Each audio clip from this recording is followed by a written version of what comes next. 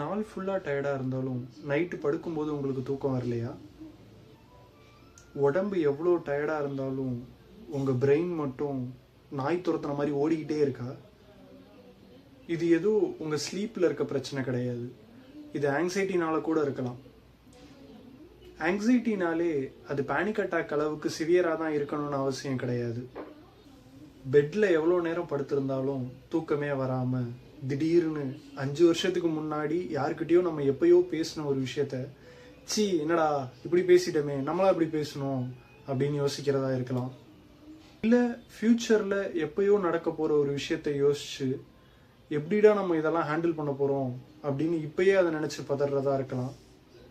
இல்லை எங்கேயோ ஆரம்பித்து எதையோ யோசிச்சு இப்போ எதை நினச்சிடா பதட்டமாக இருக்கும் அப்படின்னு தெரியாமல் இருக்கலாம். இதெல்லாம் ஏதோ ஸ்லீப் ப்ராப்ளம் இல்லை. உங்களை சுற்றி எந்த டேஞ்சருமே இல்லை அப்படின்னாலும் உங்கள் nervous system total fight or flight மோட்லேயே ஸ்டக் ஆயிருச்சு அப்படின்றக்கான அறிகுறி இதெல்லாம்.